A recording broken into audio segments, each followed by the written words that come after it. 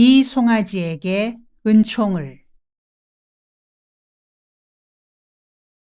나는 농촌에서 사는 것을 좋아하거니와 농민들 속에서 목회하는 일도 좋아한다. 내가 농민 목회를 즐기는 이유 중 하나는 농민들의 순진함 때문이다. 한 번은 새벽 1시가 지났는데 어느 농가 부부가 나를 찾아왔다. 한밤중에 찾아왔으니 그 가정에 무슨 큰 변고라도 생겼나 싶어 다급히 물었다. 웬일이세요? 집안에 무슨 문제가 있으세요? 아이들 중에 누가 아프기라도 한가요? 아이고, 목사님, 여간 죄송스러운 게 아니구먼요. 애들은 다 괜찮은데요. 송아지가 아픕니다. 예? 송아지가 아프다고요?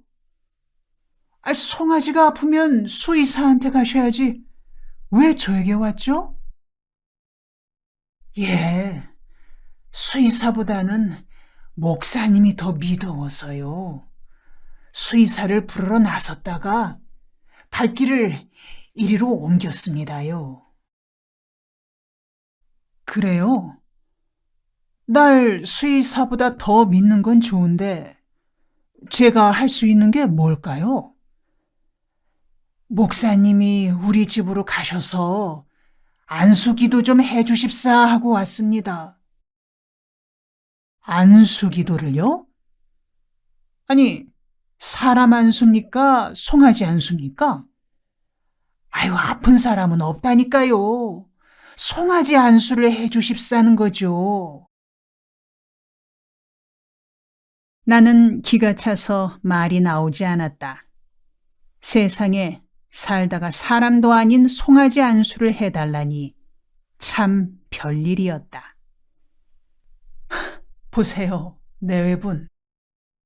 지가 사람 안수도 못하는 사람인데 송아지 안수를 어떻게 하겠습니까?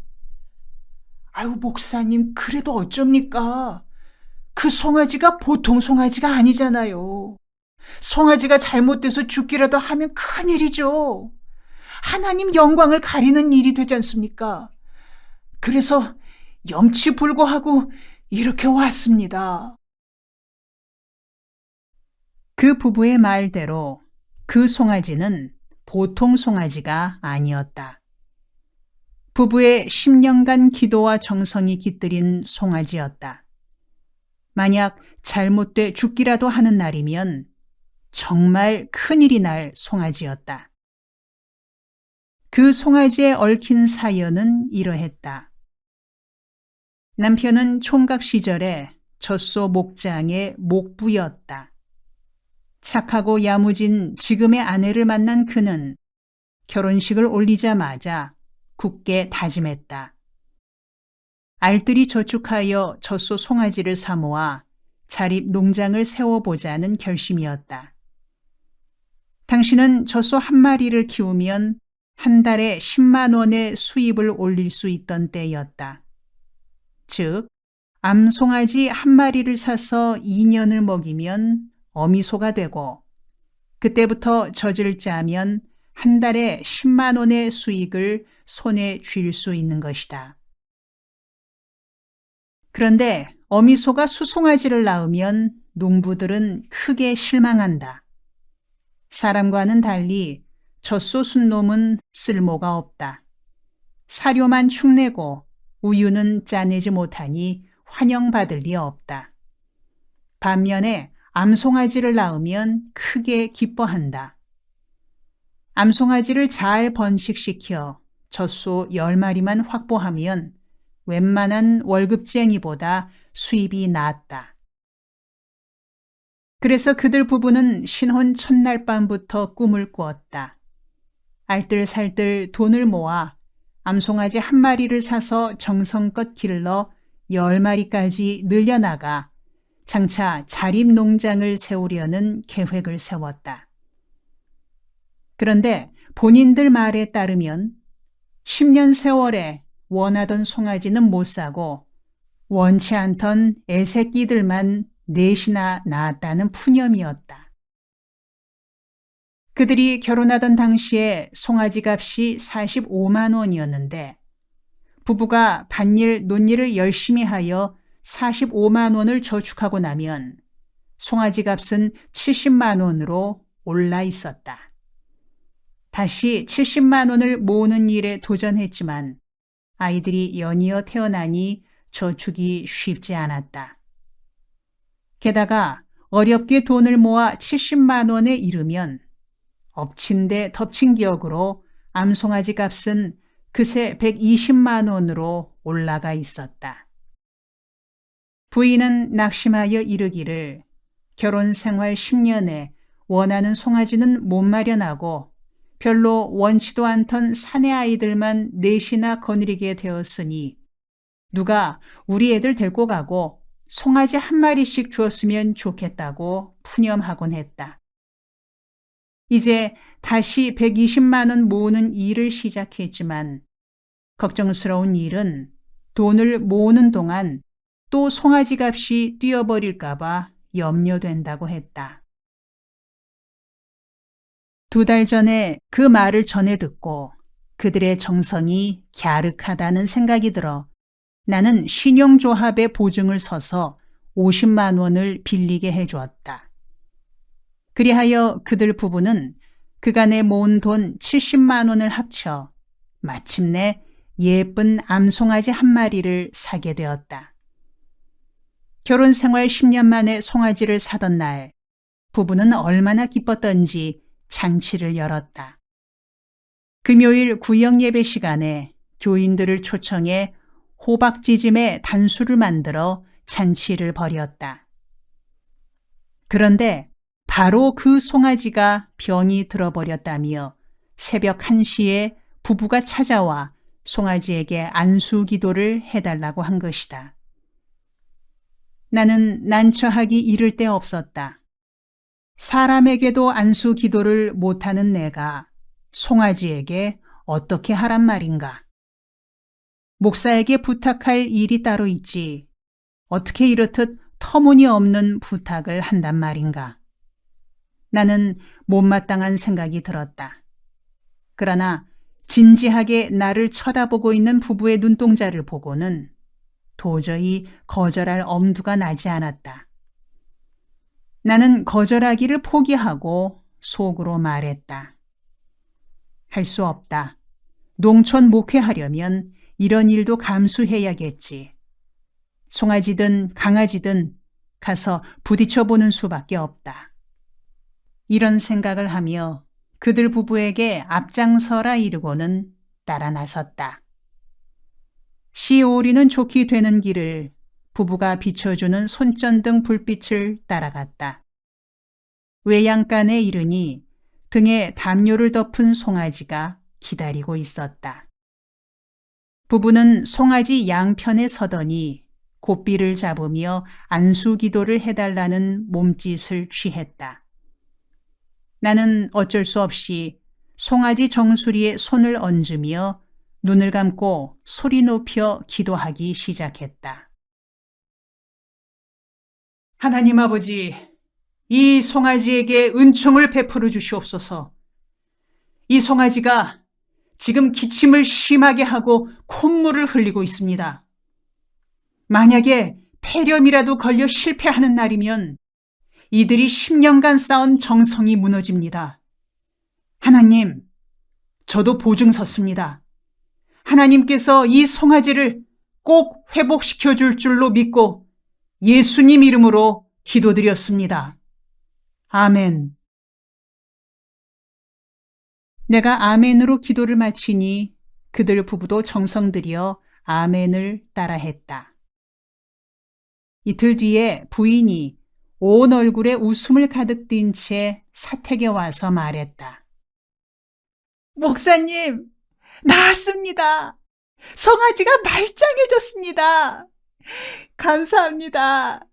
다음에 또 부탁하겠습니다. 예? 다음에 또 부탁하겠다고요? 아유, 아예 직업을 바꾸라고 하십시오. 부인은 고맙다며 남성용 로션 한 병을 사들고 와서는 연방 고마움을 표시했다. 사람이든 짐승이든 감기 정도는 시간이 지나면 저절로 낫는 것인데 그들 부부는 내 기도를 받았기 때문에 송아지가 나았다고 확신하고 있었다. 다음 주일 예배 때에는 감사 헌금까지 냈다. 강대상에 놓인 헌금 봉투에는 연필에 침을 발라 쓴 글씨가 다음과 같이 씌어 있었다. 송아지 낳게 해주신 은혜 감사합니다. 000 드림. 나는 광고 시간에 교우들에게 말했다. 지난주에 공공내는 밤중에 저를 불러다가 송아지 안수 기도를 시켰습니다. 그 송아지가 건강하게 되었다고 오늘 감사 기도를 드렸습니다. 그렇게 교우들에게 알렸더니 부인석에서 아멘 하는 소리들이 여기저기에서 나왔다. 예배가 끝난 후 남자들은 그 남편에게 가서 축하한다고 말하고 부녀자들은 부인한테 가서 손을 잡으며 말했다. 아이고, 다행이지. 어떻게 마련한 송아지인데 그 송아지가 잘못될 수가 있나? 목사님 기도받고 나왔다면서? 결국은 송아지 한 마리로 인해 온 교인들이 행복해진 셈이다. 이런 일이 착하게 살아가는 농민들의 모습이다. 그래서 나는 농민들 속에서 목회하며 살아가는 걸 좋아한다. 덧붙여 내가 농촌 생활을 즐기는 데에는 5가지 이유가 있다. 첫째는 정직하고 소박하게 살아갈 수 있다는 점이다. 흙은 정직하다. 흙에는 사람들의 요령이나 편법이 통하지 않는다. 그저 콩 심은 데 콩 나고 팥 심은 데 팥 난다. 나는 누구든지 정직하게 살기를 원하면 농촌으로 와서 살라고 권한다. 사람들은 한 세상을 권모술수와 온갖 꾀를 부리며 살지만 이에 빠지지 않고 살 수 있는 곳이 농촌이다. 심신이 병들지 않고 자연 그대로 싱싱하게 살아가려면 농촌 생활이 제일이다. 둘째는 건강하게 살 수 있다. 노동은 사람의 몸도 마음도 건강하게 만든다.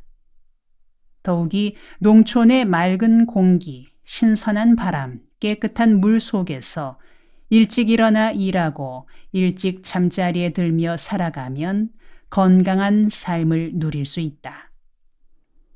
세상살이에 욕심 부리지 않고 살아갈 수 있다. 그래서 나는 아들들에게도 신경쇠약 걸린 교수가 되는 것보다는 건강한 농사꾼이 되라고 권한다. 셋째는 공부를 할 수 있다는 점이다. 농촌 생활은 시간이 자유롭기도 하려니와 온 사방에 깔린 것이 학습 자료다. 토양도 곤충들도 온갖 들풀과 꽃들도 거기에다 곡식을 심어 자라고 추수하기까지에 이르는 온갖 과정이 모두 공부거리다. 하나하나 배우는 자세로 관찰하면 흥미롭기 그지없다. 프랑스의 파브르란 초등학교 교사는 두메 산골에서 평생 곤충들의 생태를 살피며 낱낱이 기록한 결과 세계적인 곤충학자가 되었다. 그가 인류에 미친 공로는 대학에서 웅변을 토했던 그 어느 교수보다 지대했다. 하나님은 우리 내면에 지적 호기심을 심어주셨고 그것을 바탕으로 평생토록 깨우쳐 나갈 온갖 교과서를 주위에 두셨다. 하나씩 정성껏 살펴 깨우쳐 나가는 일에서 삶의 기쁨을 누릴 수 있다. 내가 농촌 생활을 좋아하는 넷째 이유는 좋은 먹을거리들을 생산하여 도시 소비자들에게 공급할 수 있어서다. 지난 3, 40년간 온 세계는 농업 생산을 위해 농약과 비료를 너무 많이 사용했다. 농약과 비료를 과다하게 사용한 결과 이제는 생산하는 농민들도 소비하는 도시민들도 해를 입게 되었다. 농약을 치던 농민이 매년 1,000명 이상 죽어나갈 뿐 아니라 죽지는 않더라도 병을 얻는 경우가 부지기수다. 또 그렇게 길러진 농산물은 먹는 사람들에게도 온갖 병을 일으키고 있다. 이제는 살아남기 위해서도 자연농업, 친환경 농업을 생각하지 않을 수 없게 되었다. 그래서 두레마을은 진작부터 자연농업을 원칙으로 삼아왔다. 농약과 화학비료를 사용하지 않고 퇴비로만 농사짓기를 고집스레 지켜왔다. 그런 고집 때문에 김매기, 퇴비 만들기, 흙 가꾸기 등의 힘은 들었지만 누구나 안심하고 먹을 수 있는 먹을거리들을 길러낼 수 있게 되었다.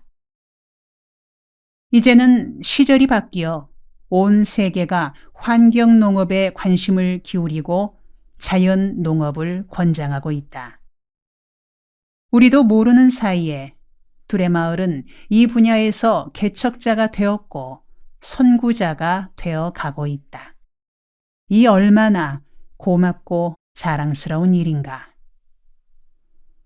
내가 농촌과 농민을 좋아하는 다섯째 이유는 땅과 자연을 가꾸어 결의 사랑을 실천할 수 있기 때문이다. 지금 세계는 환경 파괴 내지 환경 오염으로 인해 중병을 앓고 있다. 이런 처지를 극복하여 땅과 환경을 살리는 길은 다른 대안이 없다. 각 나라 정부가 환경 보호를 정책적으로 실시하고 시민운동 단체들이 환경 살리기에 앞장서야 한다. 그리고 땅과 사람을 살리겠다는 뜻을 품은 농사꾼이 많이 나와야 한다. 그래서 나라마다 그 국가와 국민들은 온 역량을 환경을 살리는 일에 집중해 나가야 한다. 이런 일에는 농민들이 앞장설 수밖에 없다. 그러나 개별 농가들은 이 일에 효율적으로 대처할 수 없다. 빚에 쪼들리고 있는 현실도 각박하기에 환경 파괴라는 전 지구적인 문제를 농가들이 개별적으로 대처하기에는 역부족이다. 그래서 두레마을과 같은 공동체가 유리하다.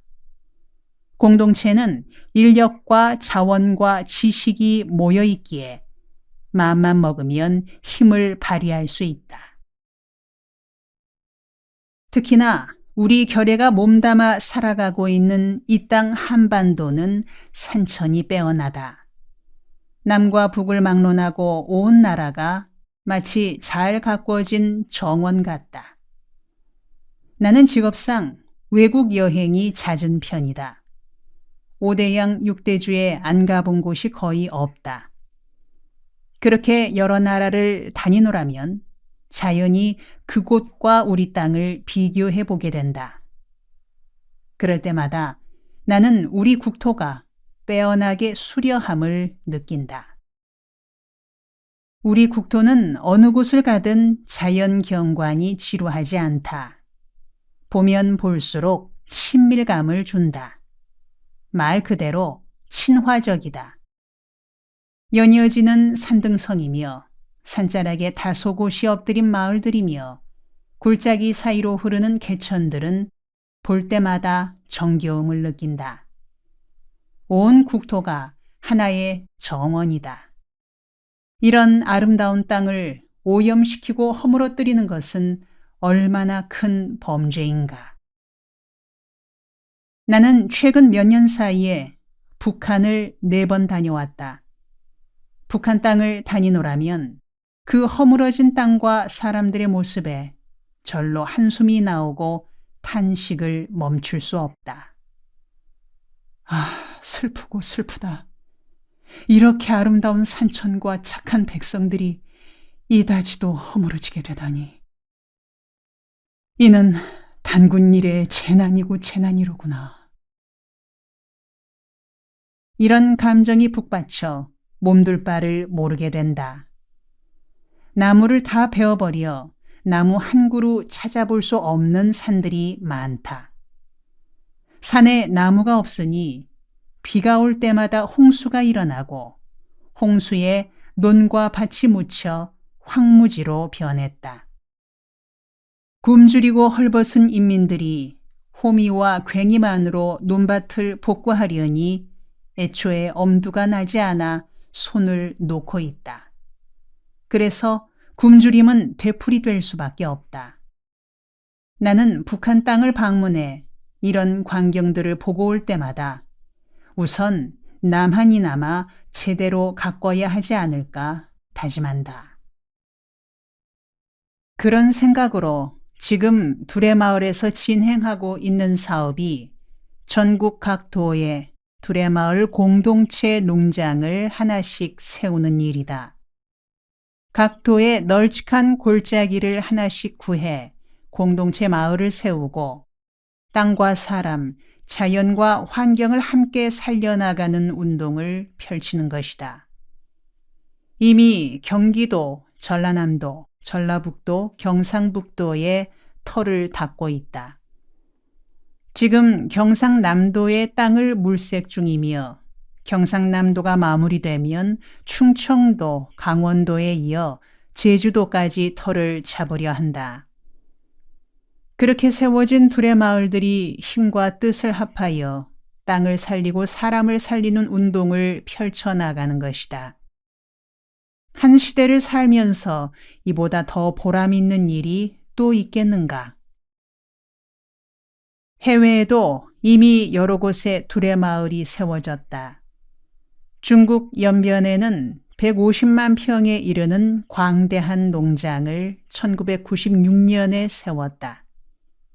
그곳에서는 한국 두레마을 출신 10세대와 현재 조선 동포 40여 세대가 합하여 공동체를 일궈가고 있다. 그 농장에서 생산되는 곡식들은 전량 북한 동포 돕기에 쓸 계획이다. 그곳을 발판으로 삼아 1998년에는 북한의 낮은 선봉 지구에 두레마을 농장을 세웠고 감자 농사를 알차게 지었다. 두레마을에서 3명의 농사꾼을 북한으로 파송하여 북한 농민들과 함께 감자 농사를 지었다. 우선 나진에 10만 평 규모의 시범 농장을 세워 남북의 농민들이 함께 농사를 짓고 1천만 평은 계약 재배 형식으로 농사를 지으려는 계획을 세우고 있다. 한국의 두레마을 쪽에서 씨앗, 비료, 농기구 등을 지원하고 북한 측에서는 농사를 지어 가을 거지가 끝난 후 적정하게 분배한다는 조건이다. 분배한다고 하지만 애초에 북한 농민들을 도우려고 시작한 사업이니만큼 어떤 형태로든 그쪽에 주게 될 것이다. 감자 캐는 날 나진 농장에 들렀을 때의 일이다. 우리가 지원한 신품종 감자를 심은 밭이었다.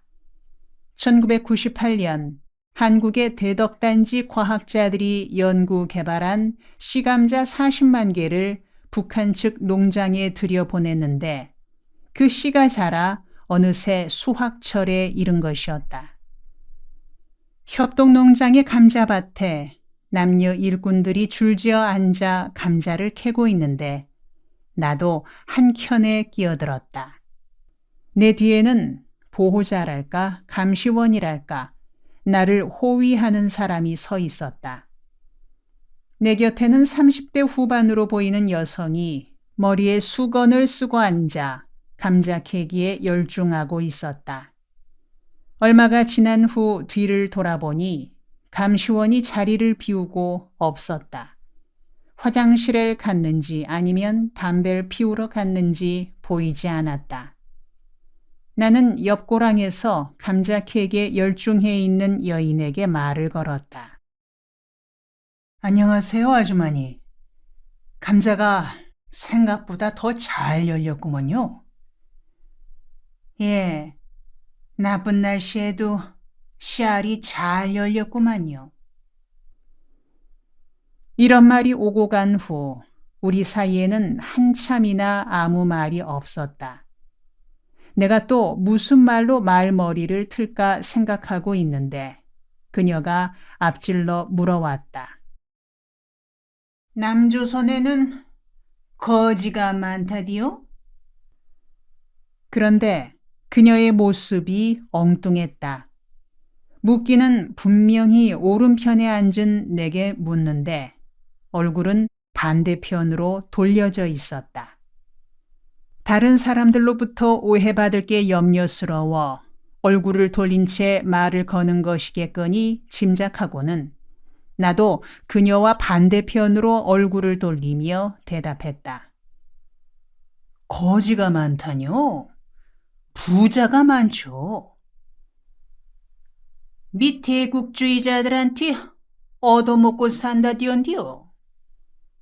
아니죠. 얻어먹기는요. 사다 먹죠. 자동차니 텔레비전이니 옷감 같은 것들을 만들어 미국에 팔아서 그 판 돈으로 양식을 사다 먹죠. 그래요? 듣던 것과는 다르구만요. 어서 통일이 돼야겠네요. 예, 남조선 사람인 내가 북조선 여기 와서 감자를 같이 캐는 거이 이미 통일이 돼가고 있는 거 아니겠습니까? 그건 그렇네요. 자주 오시라요. 이런 대화를 나누던 때가 1998년 7월 하순이었다. 그곳으로 가서 가을 거지까지 돕고 돌아왔던 두레마을 새 일꾼은 그 후에 아직 못 들어가고 있다. 그쪽에서 하늘같이 받드는 김정일 장군이 즐겨 쓰는 말이 통 크게 높시다래다. 그 말만 따나 정주영 회장이 금강산 사업으로 통 크게 수억 달러 거래를 터버린 뒤로는 우리같이 푼돈 들고 들어가는 사람들은 눈에 차지 않게 된 것 같다. 금강산 관광으로 가져다주는 달러는 북녘 주민들에게는 별 도움을 주지 못할 것이다. 그 돈은 김정일 장군의 통치 자금으로 쓰일 것이다. 실제로 북녘 사회의 밑바닥 백성들에게는 우리 같은 보따리 장수들이 가져다주는 정성 어린 성금들이 도움이 되련만 생각할수록 애석한 마음을 금할 길이 없다. 성경에 이른 대로 이 땅의 하늘이 열려 남과 북이 제 집처럼 내왕할 때를 기도하며 기다릴 수밖에. 다음 편에 계속됩니다.